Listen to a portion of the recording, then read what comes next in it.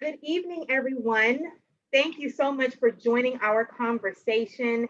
This is sponsored this evening by the Society of Professional Journalists New England chapter and the Boston Association of Black Journalists. My name is Kristen Pope. Have the privilege of being an award-winning journalist. I'm a former anchor and television reporter, most recently for NBC Boston. And I have the privilege and the pleasure of being joined by two phenomenal columnists, Michelle Singletary of the Washington Post and Jeneé Osterheldt of the Boston Globe. Thank you, ladies. Thank you for being with us this evening to have this conversation. Thanks. Glad to be here.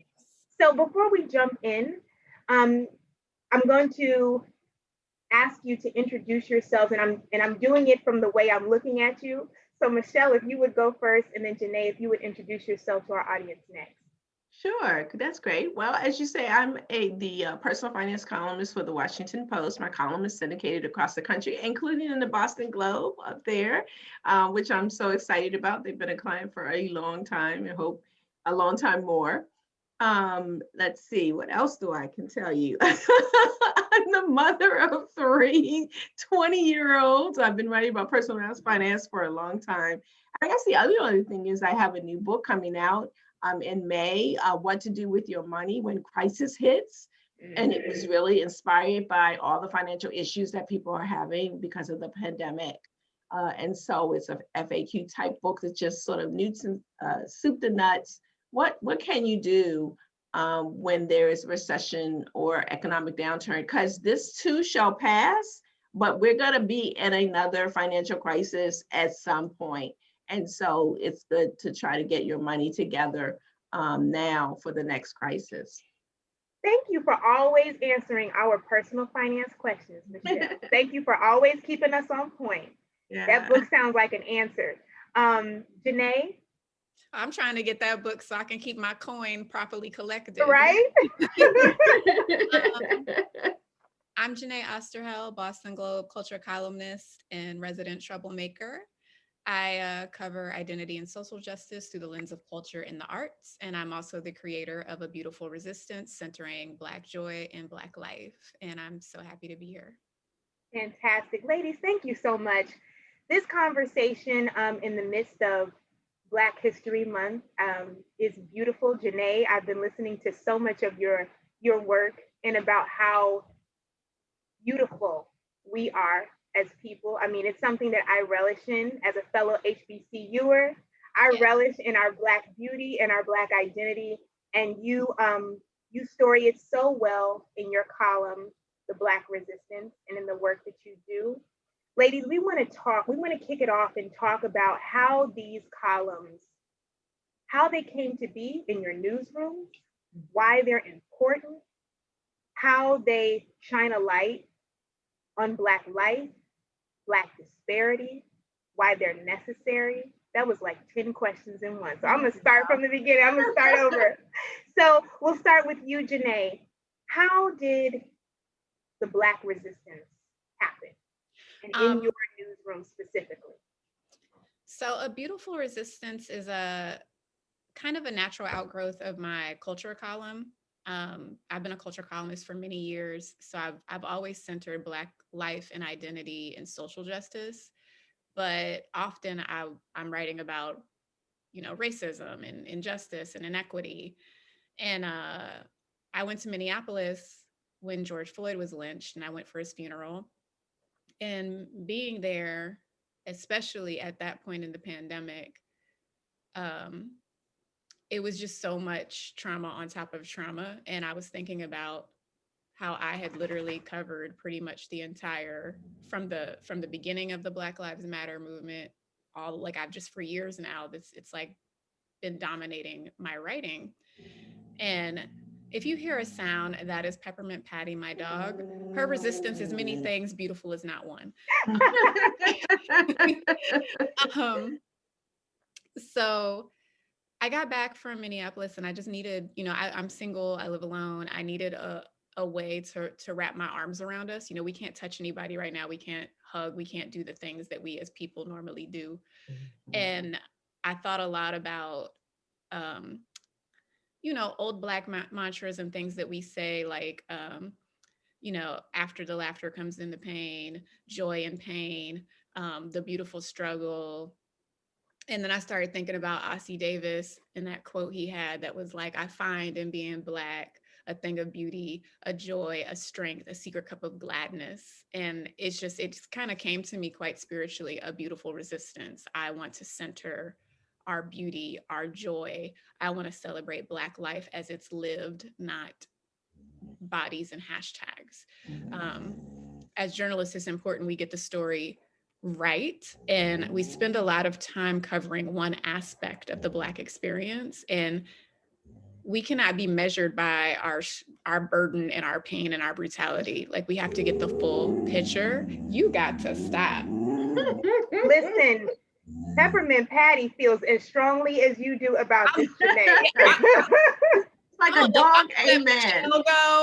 But basically, I just went to my editor and said, look, I need something else. I need to be able to focus my voice in a different kind of way. And I was like, I will still write throughout the summer the same kind of columns I've always written, but I also need this multimedia series where we can do video, we could do playlists, we could do Q&A. Like, it's literally, I called them mixtapes. So it was 6 episodes, but every episode was a mixtape. It was a short film, a written story, a Q&A, and a playlist. And then every day, kind of like Humans of New York, every day we have a person of color or a Black person sharing their beautiful resistance on Instagram. But I'm gonna tip it over to Michelle, because I think it's all about Sincerely Michelle, and I want Peppermint Patty to hush. Well, and as we go into, Sincerely Michelle, as we go into, Jeneé, it's so, your column, the project, I will say that the project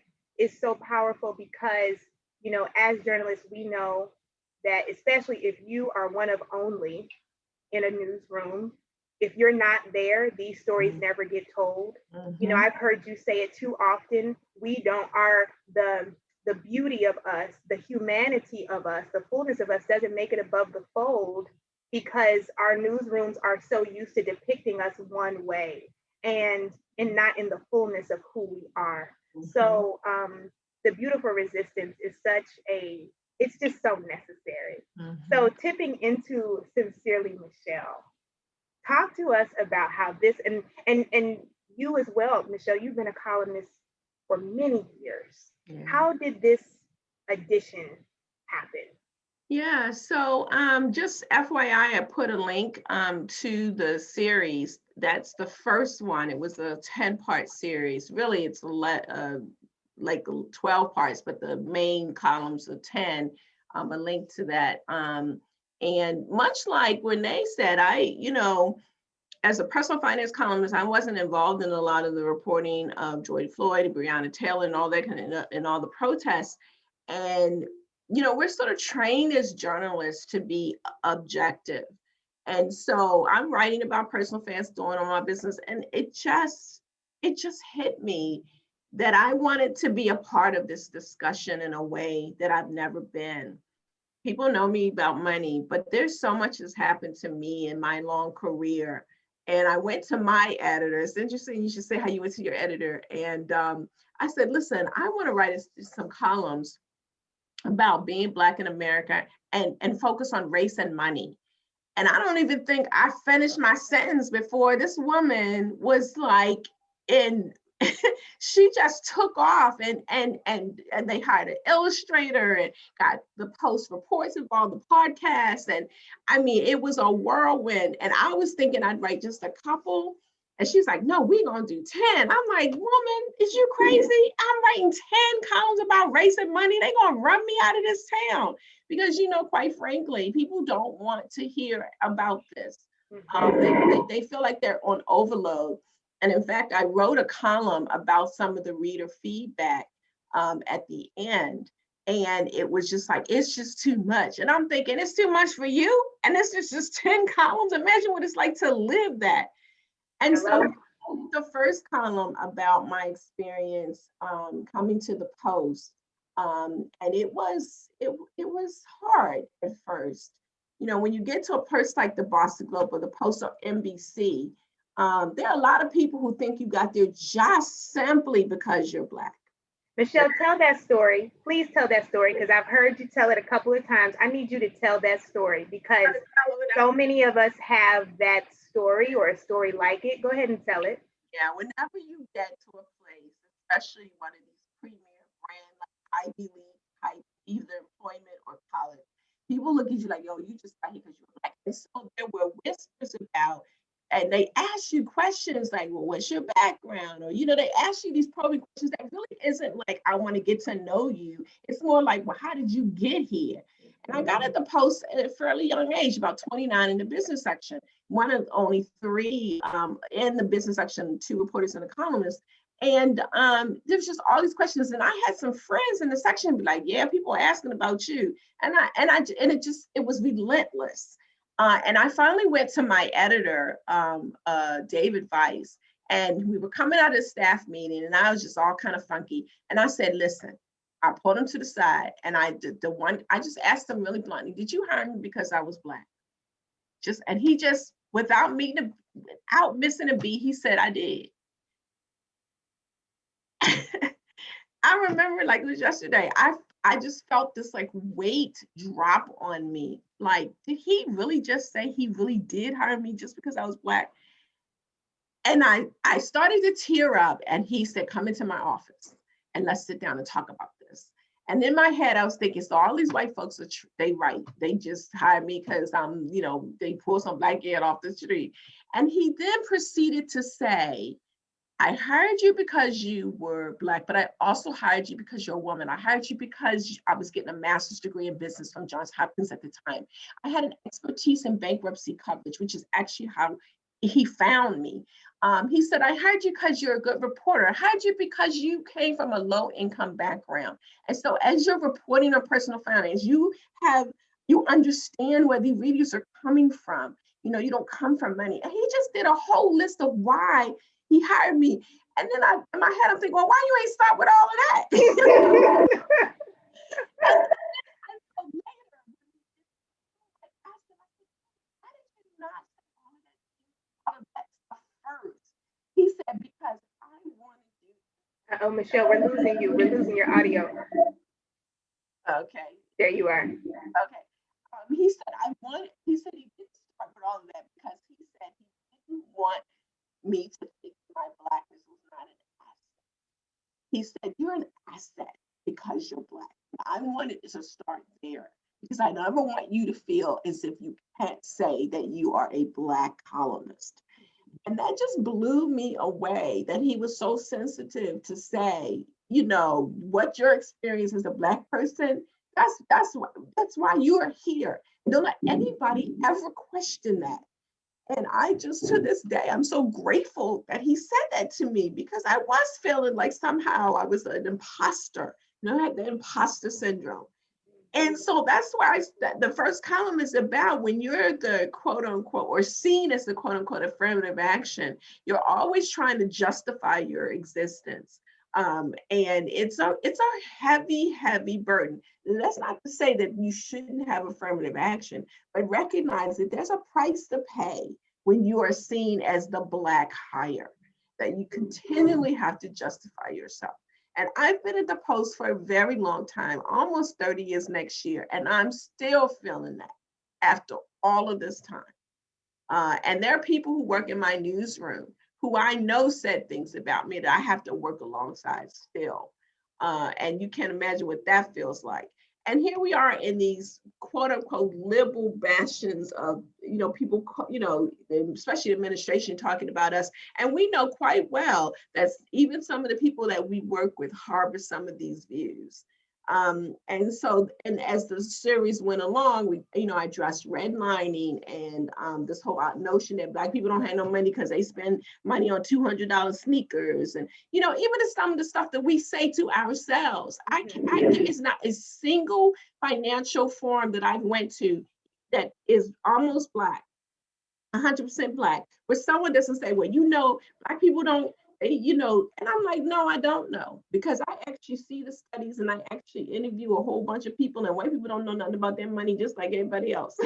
America. And you know what? And so this pivots into my next question. I just want to let our attendees know that you can ask questions in the chat box in the Q&A area. Please feel free to ask Michelle and Jeneé questions as we're having this conversation. And so to that, Michelle, and I want you to hold on to that thought because I want to go there. Jeneé, you know, Michelle is getting ready to talk about basically the fullness of who we are, like having that background. How important is it? I mean, well, one, my first question is, you know, having a column, a Black person having a culture column, having that at the Boston Globe, how important is that to cover the full span? You get to cover the full expanse of the Black experience. How important is that? I'm going to answer your question, but I want to add on to what Michelle was saying, because I've been a Black columnist covering race I've been a journalist for 18 years, and I've been a columnist for more of them than not. I became a columnist really young. I was a nightlife columnist first, and then I became a culture columnist around the age of like 28, 29. And I've been covering racism probably for almost 12 of those years. And right out the gate, even as an intern, I was threatened. I was called the N-word, called a bitch, I mean, just like every type of slur, even slurs that are not Black slurs, like Latinx slurs, Asian slur, for the people who just couldn't figure out which one to call me.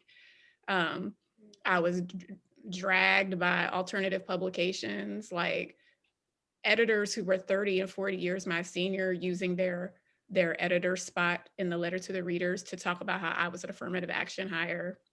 And why would the Star make someone like me a columnist? So those are things that I deal with all of the time. I just had my life threatened a couple months ago, right before Thanksgiving. So it's like a constant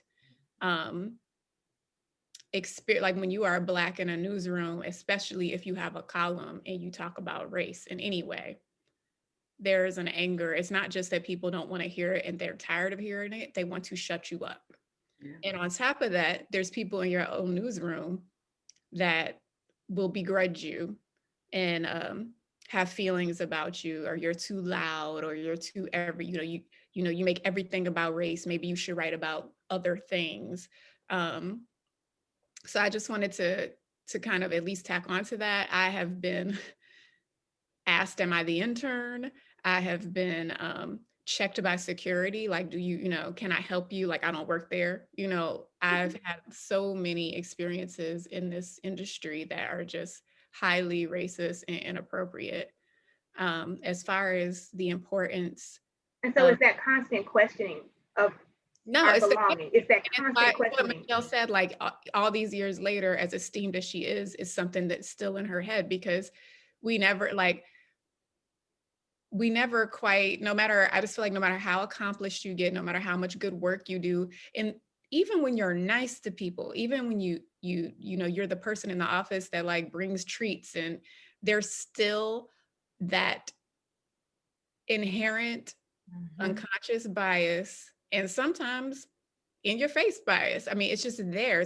You're always having to deal with it. And you're always grappling with is this the fight that I'm going to fight today? Because there's so many I was telling someone one time, it's like being covered in mosquito bites all the time. Yeah. And trying to decide, am I going to scratch today? Or am I going to just like ignore this? Yeah, you started to say, Jeneé, microaggressions, and one of my columns was about that. And, when you try to write about this stuff, people think you're oversensitive or you're overreacting. Or you're lying. Or you're lying, right? Like they didn't mean that. They absolutely did mean that. Or you lying. And so you oftentimes don't talk about it, or you even in your own head, well, maybe. And I guess that's one of the reasons why I want to write this series. I am tired of making excuses for people, and even just not addressing it in the moment. And as I did that column, I was talking to a professor at Columbia who talked about how we have to address them in the moment, because they just won't stop unless we do. You don't have to be aggressive, you don't have to be nasty, but you do need to address it. And sometimes you do need to be nasty. Like I mostly try to respectfully read people, but every It don't always work out that way. Every now and then I'm like, wait a minute. I'm from Virginia. Let's have a talk. But well, because you know what, some people don't always respond to that. If we're honest, some people don't always respond to the niceties. About other journalists, like, yeah, especially when we're talking about the stuff that's in the news. Like, I'm not even talking about.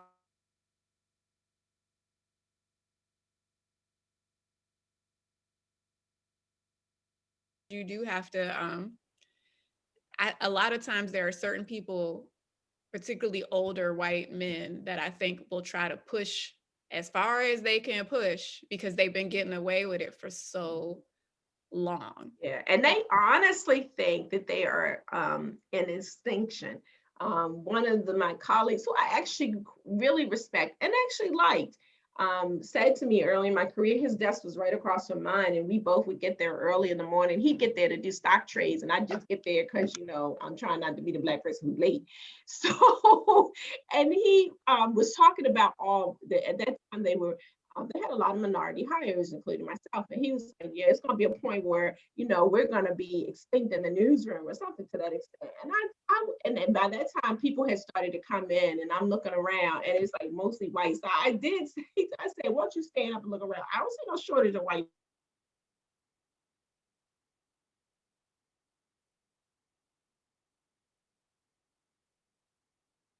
Not trying to, you know, there's a place for everybody, white men, white women, Latina, like you know, everybody at the table.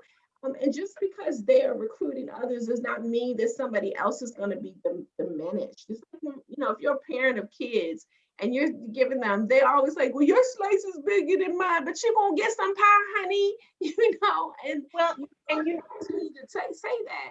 And to your point, you know, Michelle, I think what we continuously find is the majority or white people feeling fearful that power is being taken or that somehow they're being edged out when that is as false as it can possibly be. And so to that point, you know, what has to change?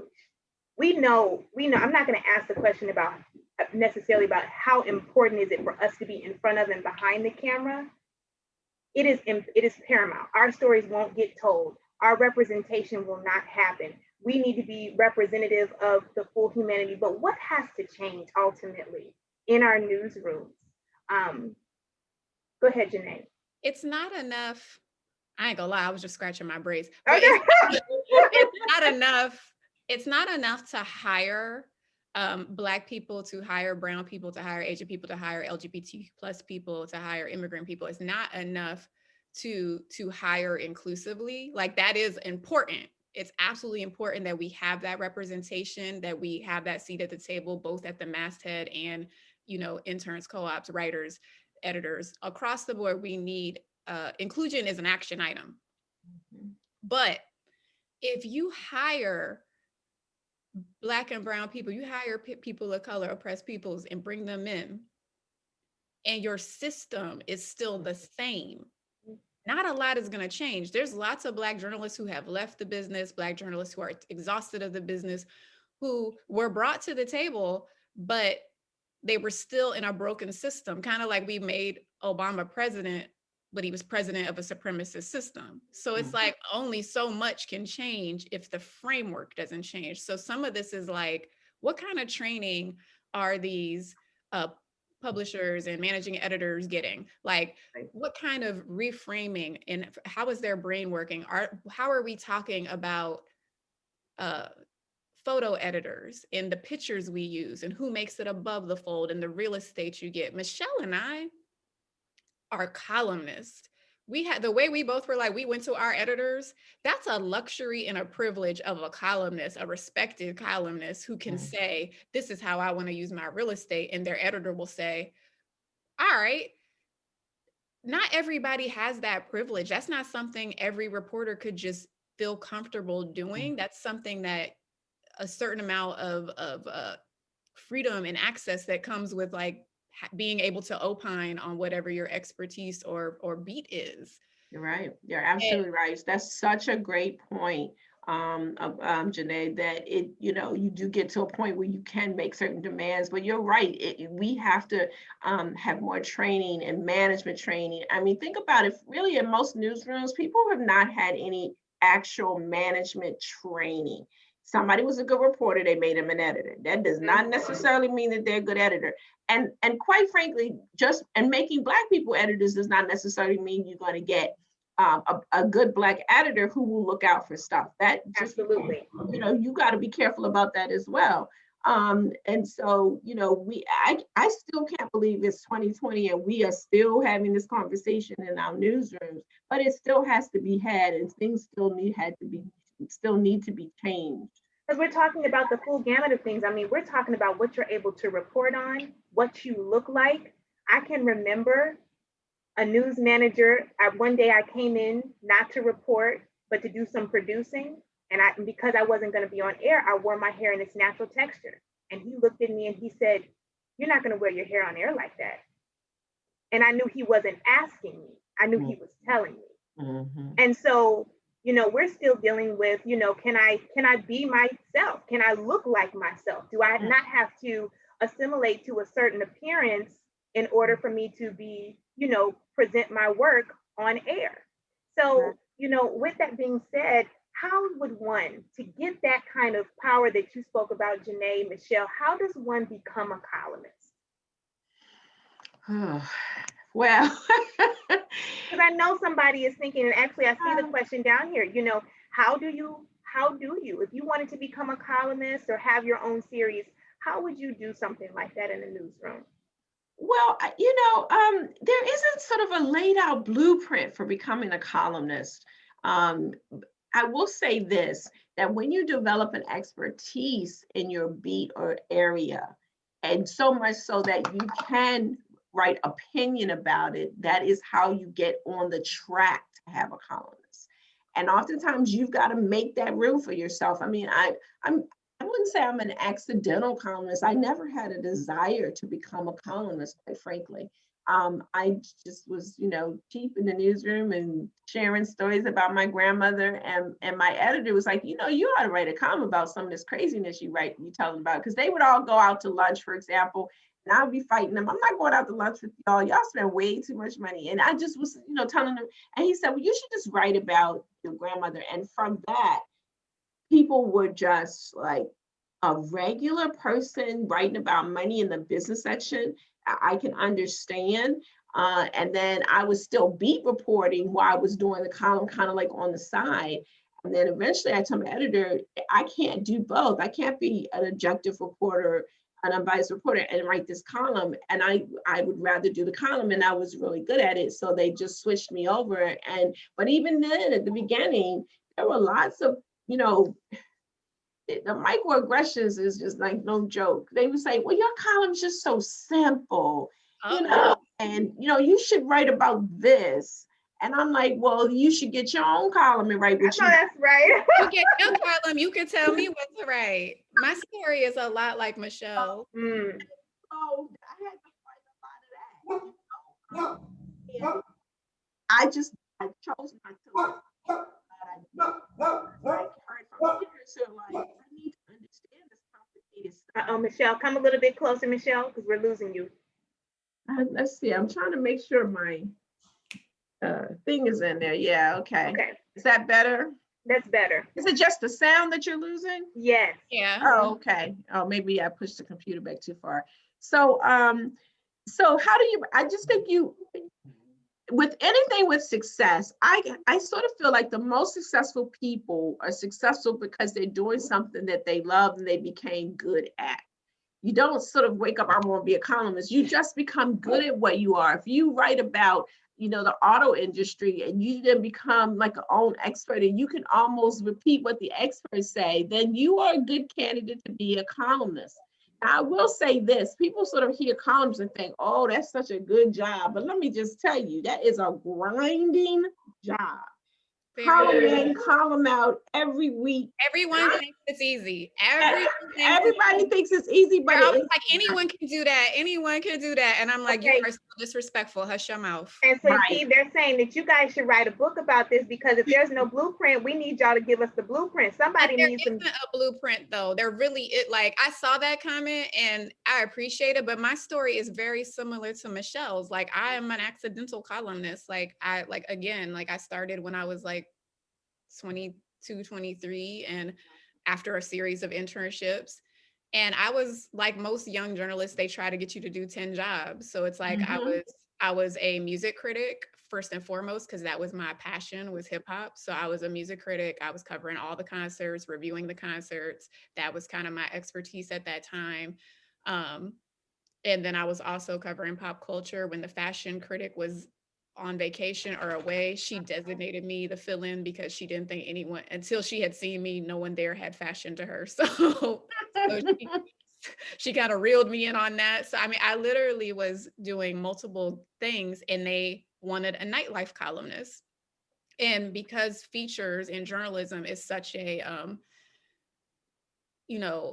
now it's a little easier, but back then I was when you had to work X amount of years in Metro, and I went straight into features. So people were already pissed that a young Black girl was just in features right away. Mm-hmm. But because I was in features, they were like, oh my God, a young person, we can actually do that nightlife column, because we didn't have a young person. So I was doing all those things and a nightlife column. That nightlife column grew with me. So, initially I was going to clubs, going to bars, reviewing happy hours, saying this is where you should go on a date. But that became very big and very well read. And as I got older, as we do, how you move changes. So I would be at clubs and experience racism, sexism, all types of craziness, and I would write about it. So it was still like, you can go to this place, but heavy topics started making their way in. Yeah. And then when I would cover music and profiles, my column voice would leak in to my reportage. And the managing editor at the time called me in his office and he said, look, we think you should be a columnist, like an anchor columnist. You should, straight up cover lifestyle and culture. That's where you're going. That's what we would like to groom you into. And then they were like, oh, let's just write 3 columns, practice columns, see how it goes. I was super scared, flying by the seat of my pants on fire. I wrote 3 practice columns that I thought was just for editors to see, and they published them and just pushed me out the window. Wow. So I really do think Michelle is right. It's not like, I think some of the columnists that people probably like, I highly doubt Leonard Pitts was like, I'm gonna be a old professor. Right. Like, I think it's something that people see in you, and it's a natural outgrowth of either an expertise, a voice, a personality, an authority, an ability to contextualize. So all of what Michelle said is true. Like, if you have an expertise, hone it. If you have a passion, hone it. Get to know yourself and your voice and hone that. But one thing you keep saying that I think is so key is your voice. I didn't quite get that when I first started the column. And one of my editors like, oh, you have a unique voice, and he was a white guy, and I was just like, I'm a Baptist. I'm thinking like, you talking about spirits and stuff. What are you talking about? but if you read a certain column and take the byline off, you would still know who that. For the most part, you could tell who that columnist is. You can hear them talking to you. Right, just like music, right? Jennifer, Hudson's song. When she sing, when Aretha, if you didn't know that was her song, on the Billboard or whatever, it was her. It's the same thing with a columnist. You gotta have a unique voice, and be bold about it too. I just have, especially since I'm frightened about, money and technical stuff. It's like, I'm not a Black and I'm not a gray kind of columnist. I'm like, don't do that, period. Lots of columnists are not like that. Well, it depends, and maybe you should do that. I'm like, no, don't send your kids to that school, no. So, that's kind of the voice. So you find your own voice and you will find your path. And being comfortable in that, because one of the things you said, Michelle, and to your point too, Jeneé, is, honing your voice, it's easier to hone your voice when you know what you're talking about. That is true. That is true. You can be confident in what you know. So if you studied and if you have, like you said, perfected that craft, you know what you're talking about. So I can get up here and talk about, being a mom of a toddler because I do that every day. You know what I mean? Or I can get up here and talk about, helping young people, aspiring journalists become, get into the newsroom because that's something that I do. And so being able to know for certain, this is what I know, and studying that thing helps you become more confident in your voice. Right. Another question that we have is about the Trump era. I don't even want to give that room here, but we're going to do it. And, for some people were actually nervous about the election going to Biden because of how much work and how much they were able to talk about 45. How do you feel, one way or the other?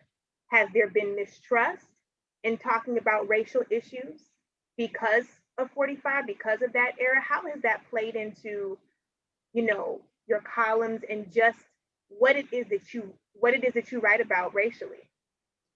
Well, I had to cover the whole thing because I cover identity and social justice. So I was writing about it from the campaign on to the whole. I wrote about the terrorist attack in the Capitol, the election, everything. One thing I want to say is like, he is not the cause, he's the effect. Right. So it's like, one, that distrust was always there. Mm-hmm. He definitely amplified it, manipulated it, made it way worse, but it was always there, particularly for journalism having to do with race and racism. Mm-hmm. Like, because America does not want to admit who it is. Like, even Biden himself, the one thing he says that annoys me all the time is, this is not who we are. America wins. We never lose. I hate when he says just that like, too. This is who we are. Exactly who we are. We are. In many ways, all Trump did is take the mask off. That's right. And reveal the real face. I think, Du Bois talked about the double consciousness and the veil. Black people aren't the only people in the veil. Like, America has its own veil and its own double consciousness. Like the utopia and superpower it thinks it is, and the actual shithole that it really is. And it's the for me, there were the distrust around writers who write about racism existed before him. My life got threatened before him. I was being treated terribly before him by readers. But the difference is he validated the distrust. He gave so much credit to the distrust, the fake news, and it's scary because one election can't fix that. One presidency can't fix that. That's like real framework, real culture work, real social sciences that has to be done on the American psyche. Particularly, we've lost the art of critical thinking. And so when I think about journalism and where we stand because of him, because of 45, it's like working to win the trust back of the American people is going to be a long, hard road. And part of it is us. I mean, we can only do so much, but what we can do is a good and thorough job, a full job of being accurate, of being true. And we're not perfect. Like, none of us have perfected it. Even if you're an expert in what none of us have, like, that just doesn't exist. So it's like, when you're wrong, when you make a mistake, be wrong and make a mistake. Be accountable.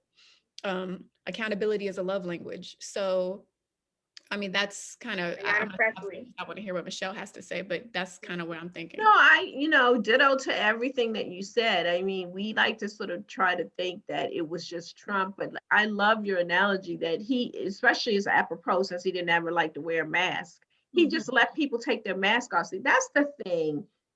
And here's the thing, it wasn't just, we focus on the Proud Boys of the KKK, but that's not who took their mask off. Because we already know they crazy. We already know they don't like us. And I actually prefer them because you know where they coming from. You know where they stand. You know where they stand. And I'm sure this happens with your column. When I wrote those 10 columns, what not shocked me, but what dismayed me was the racist craziness that came from people in jobs and positions that you'd be like, what? MIT professor basically calling me an N-word, right? You know, people who are in managerial positions. I actually got an email from some white guy who says he does diversity training. And some of the stuff he said in the email to me, I'm thinking, who hires you to talk about diversity? You just wrote the most racist email I have ever seen. KKK person wouldn't have wrote this email. I got racist emails from deacons at churches that sign like their position with their church under their signature. I'm just like. And so those folks were in hiding, right? Now, not hiding from us because we know they were there, but they were given permission to say things that they would not normally say. So then out there, I mean, think about some of the people who were arrested. You know, think about the Karens that we saw, you know, and the reason why that's important is because they are in mid-level. They're not the kind of people that you would even identify, but that like the woman from New York who worked for an insurance company in a middle management position or higher middle management position. So she's in a position where she can hire and fire people. And she had this sort of viewpoint that was exposed when she was out with just her dog. So that's what you are contending with. So Trump, and it didn't start with Trump. It actually, you know, obviously America has been racist forever, but really with Reagan. Reagan basically said, it's okay. Them black people already got what they got more than they wanted. So it actually started with Reagan and then continued. And Trump just was like who he is. He doesn't apologize for being a racist. So he just said, and now everybody's like, well, I can come out the closet too. So you had a lot of people coming out and saying things and co-signing on him. And so that's what he has contributed to it. And I love what you said about people say this is not who we are. Oh, it has always been who America has been. You try to write anything about reparations, you'll see what America truly is about. Well, and to that point, Michelle, and I agree with both of you. You know, is it helpful in our newsrooms? And Jeneé, I know we have you for just a few more minutes, and so I want to ask you a question before we have to let you go. You know, does it help in terms of reporting that, you know, in order to fix a problem, you got to know that the problem exists. If the problem had been masked, and not to say that, you know, especially Black people didn't know that the problem existed, but now that, you know, it's uprooting itself, right? Because someone gave it permission to uproot. How does that change maybe the way you cover it now? Because it's so bold. Okay, and if you have a second question, let me know, because then I'll just answer them both before I head out and toss it to Michelle for the rest of the hour. Okay, so my second question, Jeneé, is about how can Black voices elevate these stories that, like the beautiful resistance, the stories that need to be told if they get pushback in their newsroom? Okay, so the first question, I think when you look at American history, there always has, first of all, Black folks, people of color, disenfranchised people have always been wrestling to keep their shoulders off the mat, always. But every time we've had great change, it's preceded by catastrophe. So it's like slavery, Reconstruction, Jim Crow, civil rights movement, crack era, and then, you know, kind of this, I don't know, dormant, like play nice, politically correctness behaviors for a little while. Obama. And one thing I want to say, we focus a lot on 45, but really Obama was the beginning of the unmasking, because once that Black man took office and it was real, white people got mad. Yeah. White people who said they weren't mad got mad. And that's really, for a lot of journalists, even though Black journalists had always gotten hate mail for as long as there have been Black journalists, they've gotten hate mail. But I would say for like the last 20, 30 years, it was Obama that amplified the hate mail. Like, I had always had hate mail, but once that man got in office, it was like, I want to kill you now. You are ruining it. You and Obama. It was just like, this extra layer of anger and indignance. And I think Obama is what led to Trump, because it was like, oh no, y'all let a Black man in our White House. We going the extreme other direction and make America great and racist again. A true backlash. Yes. So that was the backlash. And what Trump represented was so catastrophic and so true to Americans' origin story that it required where we're at now, which is new Reconstruction, or the very baby steps of new Reconstruction. So yeah, it was, unfortunately, America keeps on Americaning. So we keep going through this cycle of, we require great catastrophe to act right. So, I mean, hopefully we stay on the path of reconstruction and building, and we don't have to fall back into this cycle. But it is something about, it's a cycle. It's a cycle. So it was necessary for us to go through this, because for some reason, American psychology requires it when you look at like the whole timeline. Yes. For your second question, before I have to leave you lovely people, is when you're experiencing pushback, and you will, I'm sure Michelle, even as a columnist I have even as a columnist, like the pushback is real. Like, there are people who are always going to be a little fresh. Like I said, they're like, can you write a little less about that? Or, maybe you don't need to write about it every time, or blah, blah, blah. Like, there's always going to be some of that. Part of it is trusting yourself. And I know everybody, I'm always careful about how I answer this question, because I get asked this a lot, because not everybody feels like they have job security or safety enough. A lot of reporters who don't feel safe enough in their position or comfortable, or they're still grappling with imposter syndrome, they come to me because I'm the loudmouth in the newsroom. So I've had people come to me like, this thing happened, can you say something? And I do, because I feel like it's my duty, because I'm a person who already speaks out about these things. So it's like, some of it is power in numbers. If you feel like you can't do it, go to someone in the newsroom who you think can. Build a collective, be in community with the other, good troublemakers. But also get in the practice of doing what you would do journalistically, like doing the reportage to support your pushback. Like, this is why we need this. This is what our readership looks like. Talk journalism stats to them, because we all know they respond to that. Like, your subscribers look like this. Don't you want to reach this community? Look what happened the last time I wrote this. So part of it is also doing the journalism. But I really say, like, stay steadfast and know who your allies are and your comrades are, and just keep pushing. I mean, even as an intern, I was kind of a loudmouth. I'm sometimes like real grateful I'm still here. We are so grateful, Jeneé, and grateful for your boldness. And I want to say that, for your boldness and your courage, and in every newsroom and every opportunity, because it keeps pushing the envelope and opening the door. So thank you for being you. Thank you so much. And thank you, Kristen, and thank you, Michelle. I have to have another panel to go to, but this has been such a fruitful conversation. And I just always love being in the company of badass, brilliant Black women. So thank you so much, Jeneé. Thank you. Say goodbye to Peppermint Patty.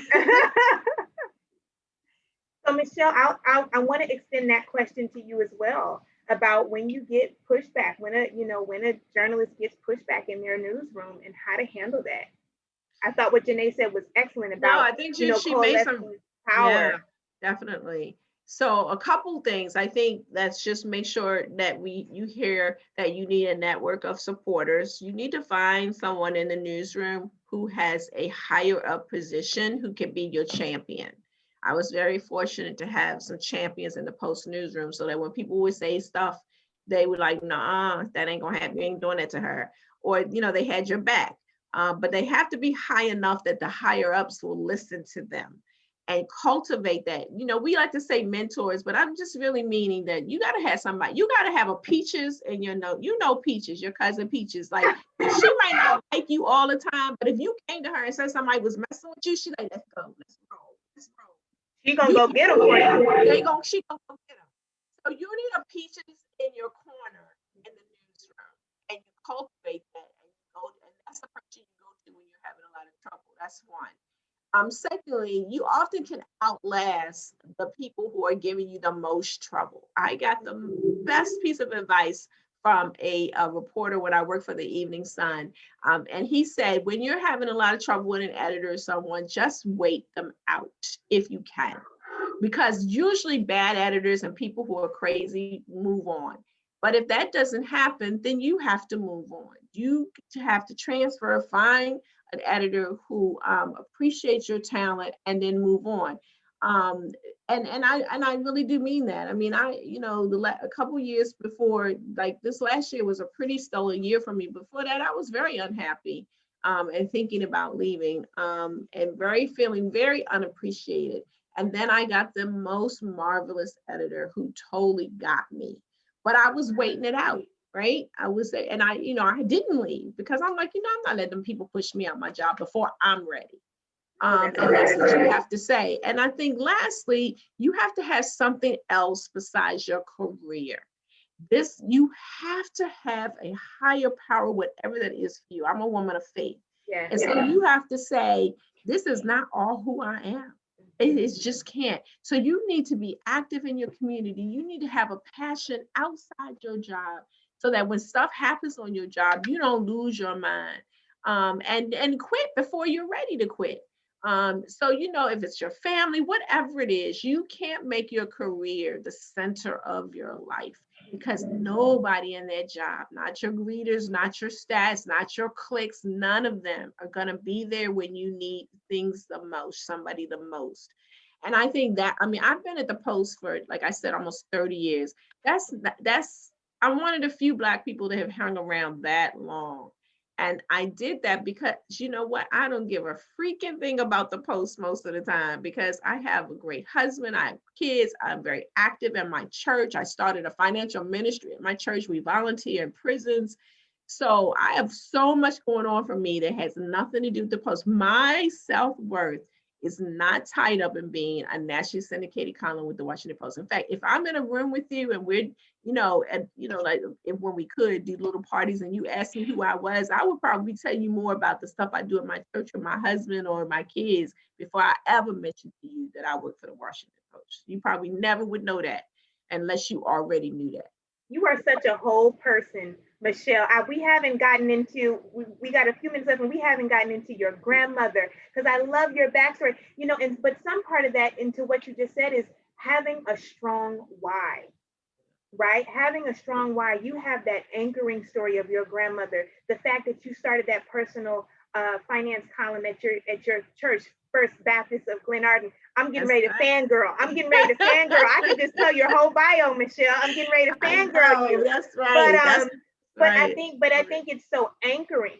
It's so anchoring in why you would stay even if you were getting pushed back because you have this you have a whole life. It's not your existence. It's right. There is more to you and your why expands beyond what you do, but it also informs and plays right. into what you do. And so with that, we do have this question. What issues and stories in the Black communities do you think should be getting more coverage, Michelle? All of them. I don't even know where to start. We still have issues with housing. We still have issues with healthcare. We still have lots of issues with education. College. I think someone asked about loan forgiveness in the chat. They were asking about what did I think about that. I'm of two minds with that. I think there should be some loan forgiveness, but I think it should be targeted. Not mean tested necessarily, but I think there are lots of African Americans and minorities who have debt and no degree, or they went to a for-profit college and it was not. You might as well have my 5-year-old, 5-year-old teach you, and so for those folks, having loan forgiveness will free them up to be able to free up their budget to do some things to help elevate them. But there are a lot of people who may be quote unquote struggling, but you really do have the money to pay off that student loan debt. I mean, let's talk about this. Not like that money disappears. Somebody got to pay that bill. That somebody is the American people. So I think that if we're going to be smart about it, we're going to target it to the people who need it the most. And often, majority of them are going to be minorities, Blacks and Latinos, because they often have more debt. And why do they have more debt? Because they don't have as much family wealth. Why do they have much more family wealth? Because of slavery, Jim Crow, all of that stuff. It's systemic racism, yes. Systemic racism. And we need to beat that drum until we can't beat it no more. We have to stop apologizing and not writing about slavery, systemic racism. So really, almost every single beat has something to do with us. And that's actually how I used to cover religion. And one of the reasons why I ended up in the business section at the Evening Sun, because I approach my religion beat like that it encompasses everything. Like if you sneezed and said, bless you, I figured that was all my beat. And because I expanded it so much to include economic development, that's how I got into the business thing. So whatever your beat is, find something on it that has something to do with Black folks or minorities or the disenfranchised, because every single beat has it on it. Well, and you know what, Michelle, I think that goes into the simple fact that Black history is American history. Right. Black history is American history. And for us to even, yes, we are a segment of the population, but we are the population. That's right. And so kind of picking us apart as though like we can only talk about these things or only these things apply. Right. It's like, no, we are the population. That's right. So whatever you're covering, healthcare, government politics, zoning, you can carve out something to talk about race and what's happening, and set yourself apart.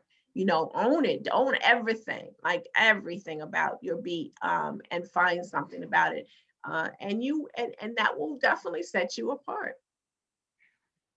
We have 4 more minutes, Michelle. I think I've answered the question, but before we go, you talked about a new book that you're working on. And I think the people want to know. I think they would want to know about this book. How are you helping us? I'm so excited about this book. I wrote it so quickly. I'm just like freaking out how long it took me to write it, because they wanted to get it out as soon as possible. So it was a fast track book. And it's coming out in May. So if you're on this call, I would love if you pre-ordered it. That would definitely help me, because pre-orders, I'm learning more about, book selling, but pre-orders make a huge difference to the publisher. And the more pre-orders I can get, especially as an African-American, then they will buy more books from some of you who might want to write a book. Because if my book does well, they're like, oh, okay. And then they will do contracts for other African-Americans. So it's called What to Do with Your Money When a Crisis Hits. And if you just Google me and my name, it'll come up, and you can pre-order it on Amazon or Barnes & Noble or Apple or Google, all those platforms. You can pre-order it, it'll come to you in May. It's like a FAQ, so it's an easy read. You can skip around, but it talks about what do you do if you lost your job? If you made it out, right? Or you made it out and up. How do you make sure that you don't overspend on your children? What happens when, relatives call and ask you for a loan? What should you do? When should you give money? It just covers so much. Not in an encyclopedia kind of way. I mean, it's more like this kind of forum, right? People have been asking questions and we've been giving them answers, and obviously we can only go but so deep. But that's sort of how the book sort of stretches. Like, let's talk about this a little bit, but I'm going to give you a lot of resources where you can go to find more information. And give us the name one more time, Michelle. So What to Do with Your Money When a Crisis Hits, a Survival Guide is the subtitle. Ooh, we need this. Yeah, it's really easy. It's the kind of book you can, whether you're really good with your money or you're just starting out, I think it will be very, very helpful. Fantastic. What to do when crisis hits. What to do with your money when a crisis hit. What to do with your money when a crisis hits. This is a survival guide. And you guys heard Michelle, we want to pre-order this book so that it helps her and ultimately helps Black booksellers, Black That's authors. exactly right. That's exactly right. Which is phenomenal. Michelle, I know people can Google you, but before we go, can you tell them how they can find you on social media? So I hang out mostly on Twitter because I just love it. It's short, it's easy. I don't got all this stuff going around. So it's at Singletary M. So follow me. I'll follow you right back. So mostly you can reach me on Twitter. I'm also on Facebook and Instagram, but mostly I'm on Twitter. You can always email me at the post. All our bylines are hyperlinked. It comes right into my email box. There's an authors page at the Washington Post. You can learn about all the columns that I'm writing about personal finance. So those are the best ways to get a hold of me.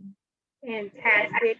I'll give out my contact information. I am on Twitter and Instagram and Facebook at Kristen, KristenLPope Michelle, this has been more than a pleasure. Yeah, it's been great. This has been more than a pleasure. Thank you for all of this that you have given us. It has truly been a gift to have this conversation with you. Like I said, I was fangirling leading up to this, even more so now. You have been such a gift to us for years.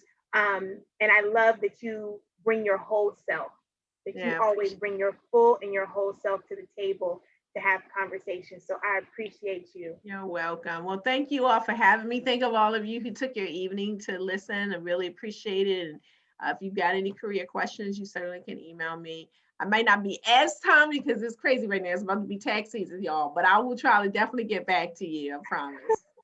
That's real. Thank you so much, Michelle. You're welcome. Bye-bye. Bye-bye.